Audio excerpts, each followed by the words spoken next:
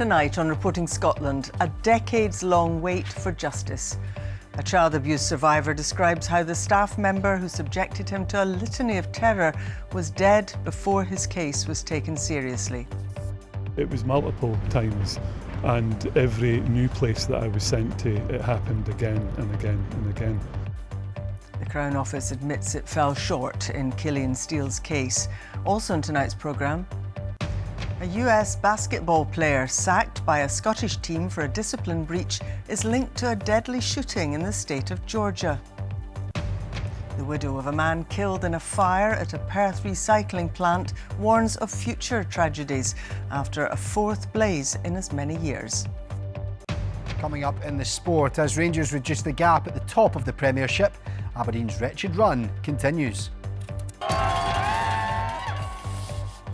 And after 268 gruelling miles across hills, rivers and snowdrifts, athletes in one of the UK's toughest endurance challenges cross the finish line in the Borders.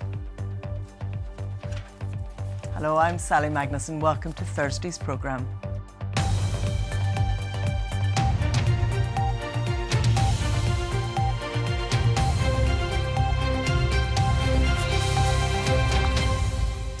A man who told police 24 years ago that he was raped as a child says he's been denied justice after his alleged attacker died before being taken to court.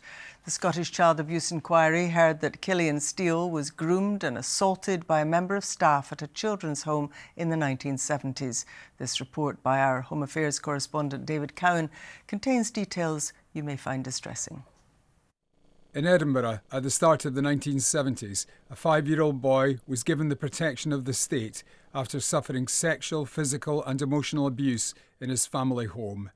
Killian Steele spent the years that followed in and out of care.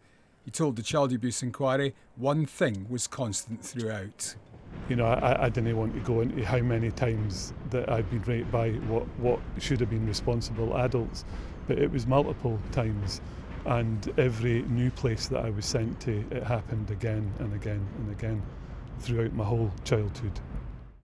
Aged 12, Killian was sent to a children's home run by Bernardo's in North Berwick. He told the inquiry Glasgow House was like Disneyland compared to where he'd been before.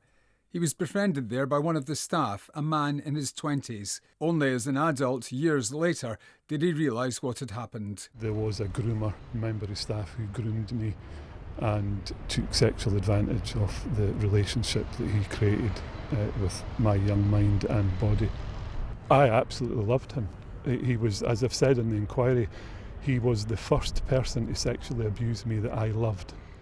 He first complained to the police in 2000. In 2012, the man was charged, but prosecutors decided there was insufficient evidence to take him to court. In 2023, the head of the Crown Office, Lord Advocate Dorothy Bain, won a change to the law on corroboration. And by autumn last year, the Crown was preparing to prosecute, only to learn that the man had died some 6 months earlier. Yeah, I'm always going to be bitter. I'm always going to not be able to put it behind me because it's such a monumental part of my life. I'll always be angry. I will never ever get justice for what was done to me as a child. Killian Steele says in its dealings with him, the Crown Office has been insensitive, uncaring and treated him with a lack of respect. In a statement it said, "We recognise the devastating and lasting impact of child sexual abuse. We acknowledge that Mr Steele has found that the standard of service he's received has fallen below that which we strive to achieve, and we have offered to meet with him. We successfully prosecute many allegations of non-recent child abuse, and anyone affected is urged to report the offending and seek support, regardless of how long ago it took place." The inquiry thanked Killian Steele for telling his story. It could be 2027 or later before its work comes to an end. David Cowan, Reporting Scotland. A Scottish basketball club signed and then sacked a player who's a suspect in a US murder case. The Caledonia Gladiators says it was unaware of the allegations against Malik Dunbar when he signed for the East Kilbride-based team last month. Hope Webb reports. Earlier this week, the Caledonia Gladiators, which is Scotland's only professional basketball team, released a statement announcing the dismissal of 2 of its players. One of those players was Malik Dunbar, and the team said that it was down to a disciplinary matter that he was released. Now, BBC Scotland News understands the matter was not of a violent nature, but since that news earlier this week, it has since come to light that Dunbar is a suspect in a fatal shooting in the state of Georgia that took place in October. In that murder, 32-year-old Arthur Braxton was killed by multiple gunshots in the Augusta area. We have now had confirmation from the Richmond County Sheriff's Office that 28-year-old Dunbar is the main suspect in that homicide case. Now, back here in East Kilbride, the Caledonia Gladiators say they had no prior knowledge of this before signing the player. In a statement, the club said it works with reputable sports agencies who supply players to clubs across the world, and no allegations were disclosed as part of our due diligence process. It also said an internal review had been launched. We also got a statement from sports agency Interperformances, which represented Dunbar. They said they had also not been made aware of the links to this case and learned of them through media reports. Dunbar is a very experienced basketball player. He played at a high level in American college basketball at Auburn University in Alabama. He also played in Egypt, in Germany, before eventually being signed here back in December. What is not now clear is whether the American player will return to the United States to face up to these allegations. The widow of a man who was killed in an explosion at a recycling centre in Perth is backing calls for a safety review at the site after a blaze there this week. It's the 4th time in as many years that a fire has broken out in the facility. Magda Schmeichel's husband Slavek died in 2023. Louise Cowie reports. The worst day for us happened, but I don't want any other family to be in our position. On the 28th of February 2023, Magda Schmeichel said goodbye to her husband for the last time. It was just ordinary evening. He was getting ready for his night shift, and I would be dropping our son to his after-school training, and we would just say bye-bye to each other, love you. A couple of messages later on, and he didn't come back. Slavek was killed in an explosion at the Shore Recycling Centre. It was the 3rd fire there in as many years. Another blaze broke out at the site in the early hours of Tuesday morning. It's thought a waste battery was to blame. No one was injured, but the nearby Friarton Bridge was closed for around 10 hours, causing travel chaos. And questions about safety have ensued. I just couldn't believe that it's something similar is happening again, and I just cannot comprehend that, honestly. It's just something not acceptable in my view. Magda is still awaiting the findings of a police investigation. The site has been taken over by a different company since Slavek's death. They say the fire is the subject of an immediate and thorough investigation. Local politicians are calling for an urgent safety review. There are questions to be asked. First, about the fire safety record at this particular site, and I would like to see a thorough review of that take place. But also there's a broader question we need to ask. Why is it appropriate to locate these recycling centres, which might have a fire risk, so close to major arterial routes? There is nothing more important to look at to make sure that this doesn't repeat, because whether it's about people who travel at that place, at the bridge, or nearby, the people who live there, people who are working there, no one shouldn't be at risk in places like that. This is just not acceptable. Something shouldn't be happening again. Louise Cowie, the reporter there. Some of the day's other stories now. A 49-year-old woman has been arrested for assault after the death of a woman at a house in South Lanarkshire. Police were called to reports of the 78-year-old being seriously injured in Gilmore Drive in Hamilton at about 8:25 yesterday evening. She was pronounced dead at the scene. Police Scotland said the death was being treated as unexplained and a post-mortem would be carried out. The Scottish Conservative group leader on Glasgow City Council has defected to Reform. Thomas Kerr, who represents the Shettleston ward, was first elected as a 20-year-old in 2017 and became Tory group leader in 2019. He's the fifth Conservative councillor in Scotland to join Nigel Farage's party in recent months. He said he believed that Reform represented the change needed in Scotland's communities. Patients are regularly being cared for in overcrowded or unsuitable places like corridors because of pressures facing the NHS. That's according to the Royal College of Nursing. These issues dominated First Minister's questions at Holyrood earlier. Our political correspondent Lindsay Bewes is with us now. Tell us more about the concerns, Lindsay, that the college is raising. Sally, the RCN surveyed 5,000 nursing staff across the UK, including 500 here in Scotland. 9 out of 10 of them said that patient safety was being compromised by overcrowding. The RCN itself said that corridor care is being normalised within the NHS. Now, that report was raised by both the Tories and Labour during question time here at Holyrood earlier today. Russell Finlay, the Scottish Tory leader, said the NHS is broken. Anna Sarwar, the Scottish Labour leader, said the winter crisis had become a permanent crisis in the NHS. The First Minister, John Swinney, insisted the government was working on improvements across the health service. Here's a sense of some of those exchanges. First-hand accounts from over 500 Scottish nurses reveal a lack of dignity and privacy for patients stuck in corridors and side rooms.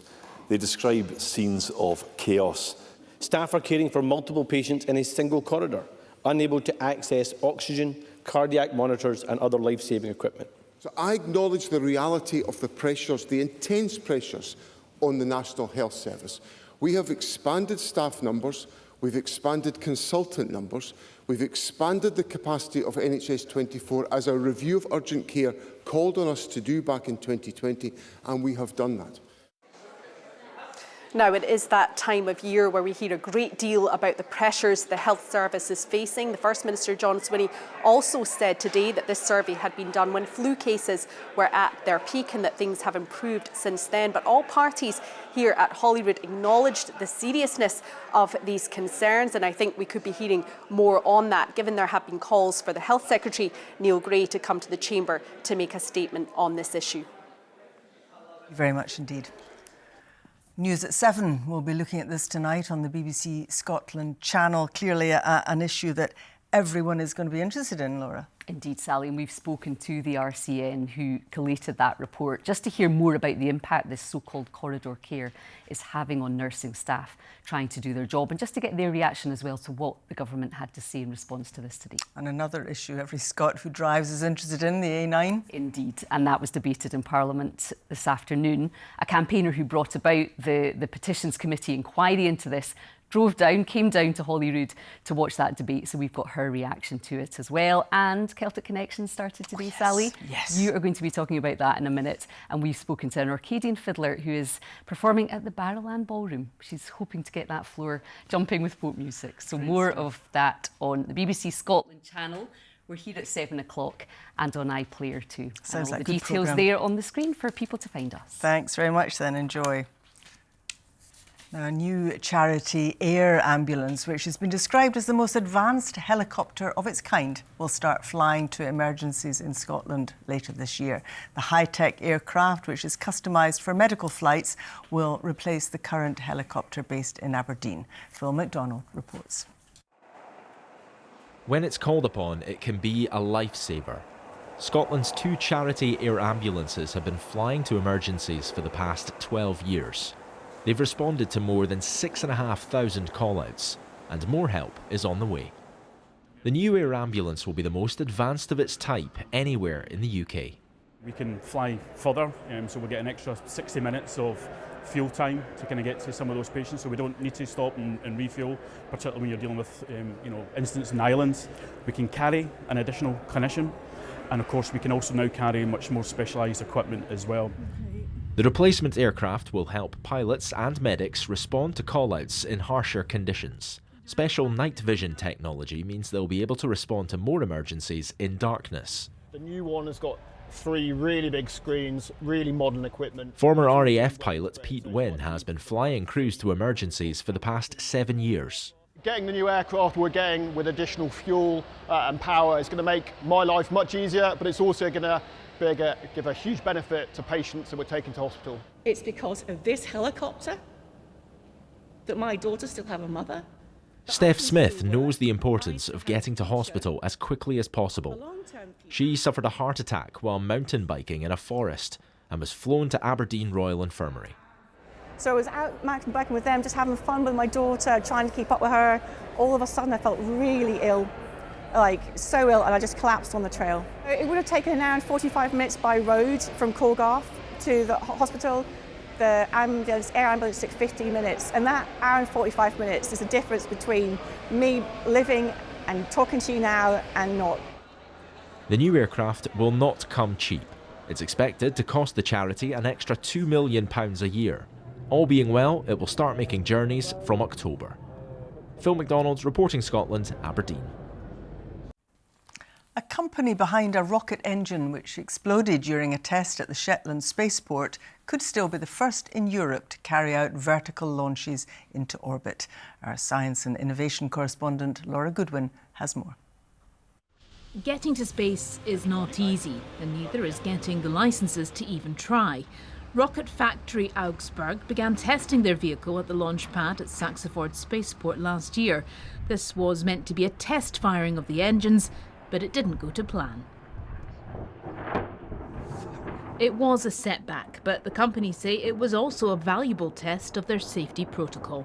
I think it helped a lot in terms of showing how safe the operations are in Saxa, because no one was essentially hurt, nothing was severely damaged, and then with that, from a regulative point of view, it helped Big Deal to demonstrate that we have a very good and strong setup in terms of the safety around the site, and that actually increased the credibility towards the CEA that we know what we are doing together with our partners. The spaceport had already secured the necessary licences it needed, and now RFA have been given approval to launch after what regulators say was careful consideration of safety and environmental factors.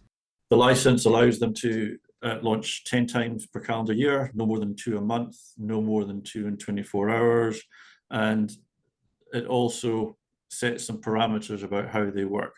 But what it really gives them is the mandate to go and get to the point of delivering these launches. This licence is the final piece of a complex and finely poised puzzle. RFA now plan to conduct a test flight later this year, and the CAA say other operators are also working towards their own licences. Laura Goodwin, reporting Scotland.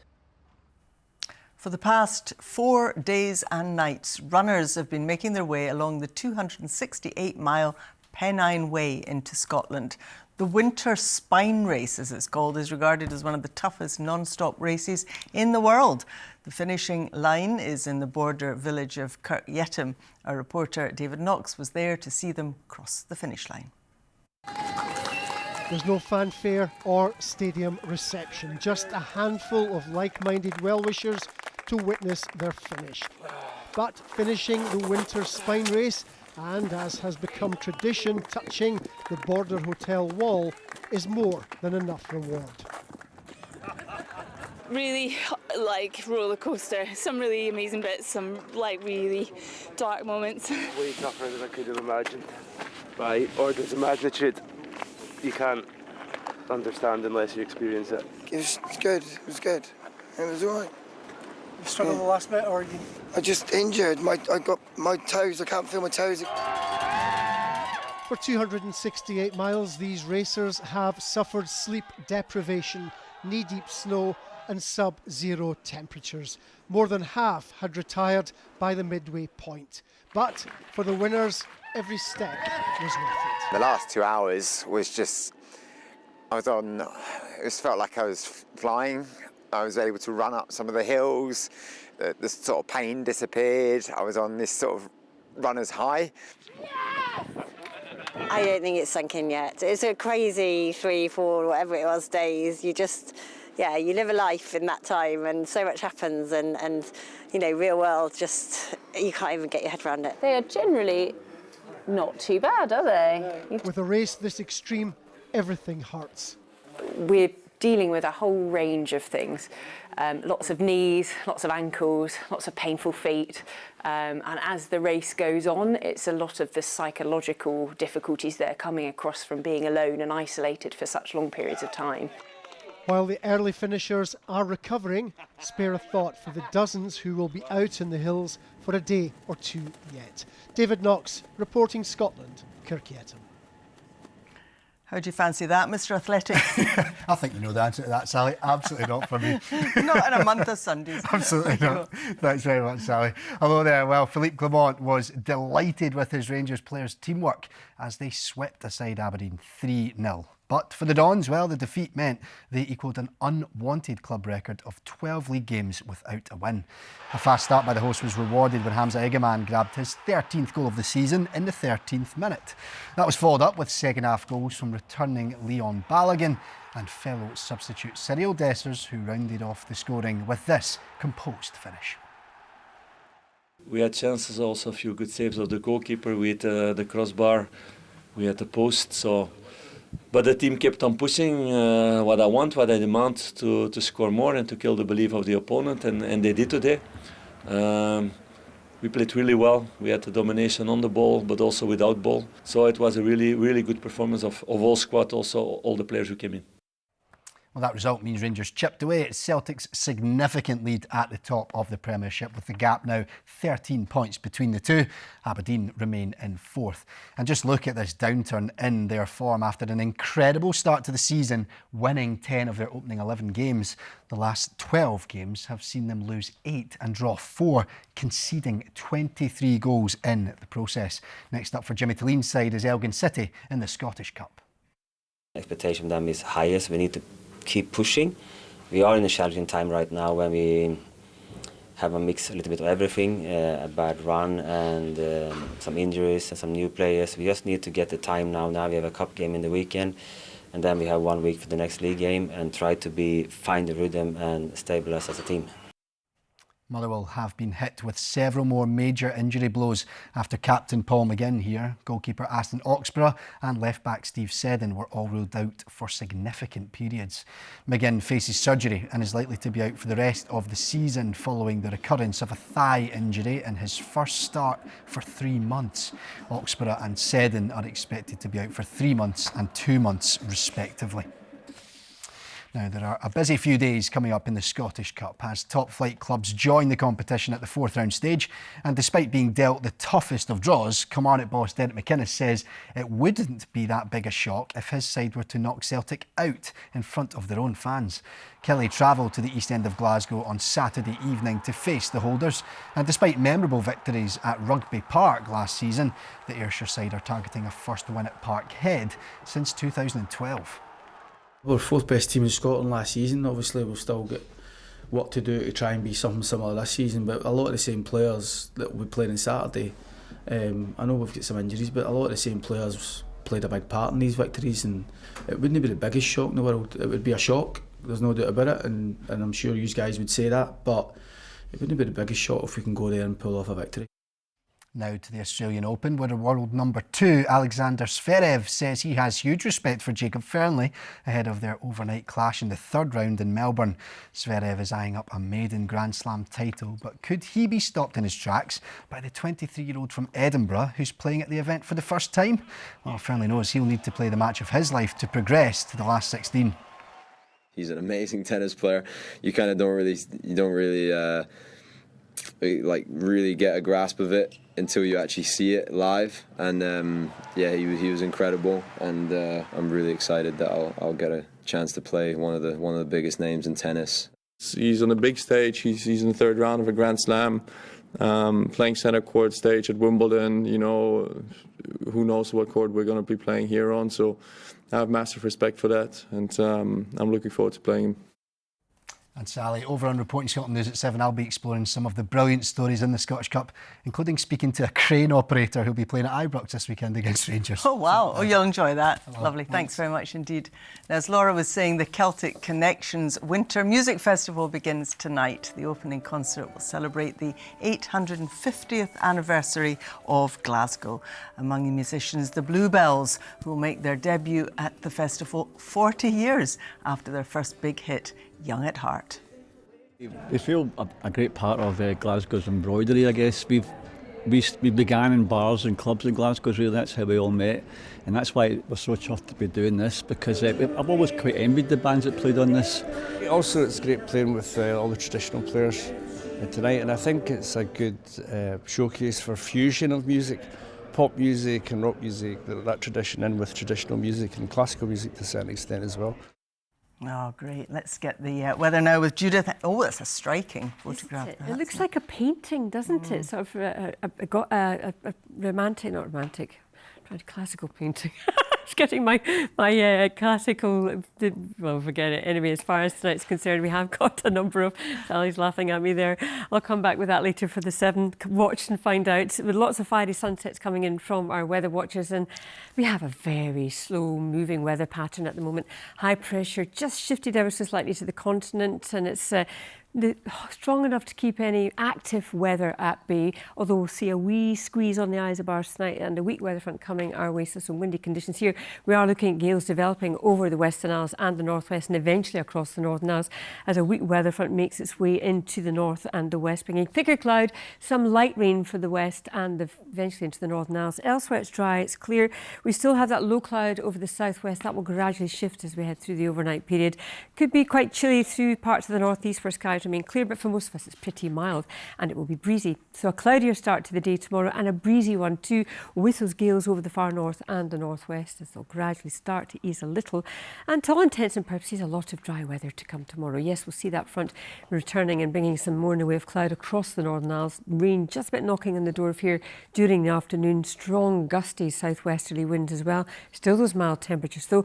Across the mainland we should see the best of sunshine across the east. The highest temperatures along the Murray coast, 14 Celsius here, but temperatures widely into double figures tomorrow, and that low cloud lifting into just normal cloud for the southwest tomorrow. Some brightness perhaps coming through the central lowlands, and we still have that weak front lying across the west with quite a gusty wind here and the odd spot of rain coming out that thicker cloud. Quite murky conditions as well. Now as we head into tomorrow evening, nothing really changes until later in the night when all that moves away, leaving clear skies across northern Scotland. A colder night here, cloudier in the south, and not a bad day to come at all on Saturday. Quite a strong southerly wind running up the west coast, but a bit in a southerly. We'll see decent breaks across northern Scotland, and on Sunday generally it's a dry picture as well, but turning noticeably colder. Thanks very much indeed, Judith. And McAlpine will be here with your late news at around 10:30 tonight. But until then, from everyone in the team, do enjoy your evening. Bye-bye.